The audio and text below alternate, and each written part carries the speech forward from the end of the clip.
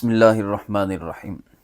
معزز ناظرین، ہمارے ہاں ایک لفظ استعمال کیا جاتا ہے شفا، اور یہ بطور دعا بھی استعمال کیا جاتا ہے۔ ہم کہتے ہیں ایک دوسرے کو اللہ آپ کو شفا عطا فرمائے۔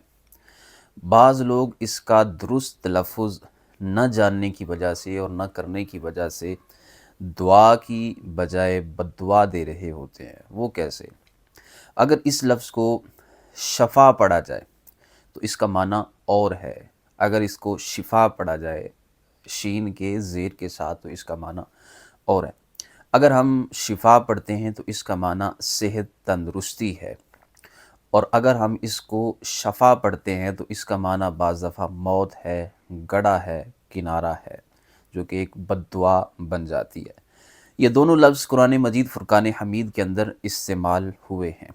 قرآن مجید فرقان حمید کے اندر ایک مقام پہ اللہ تبارک و تعالیٰ نے فرمایا وَنُنَزِّلُ مِنَ الْقُرْآنِ مَا هُوَ شِفَاءٌ وَرَحْمَةٌ لِّلْمُؤْمِنِينَ۔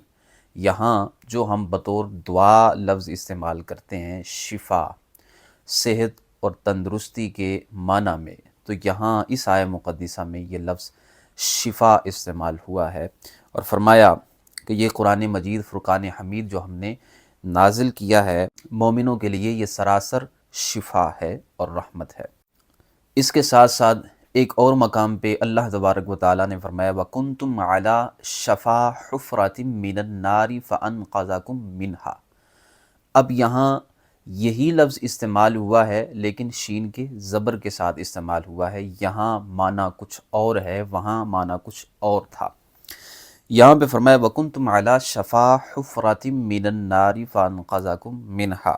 فرمایا تم آگ کے گڑھے کے کنارے پر موجود تھے، فَأَنْقَذَكُم مِّنْهَا، تو اس نے تمہیں وہاں سے بچا لیا ہے۔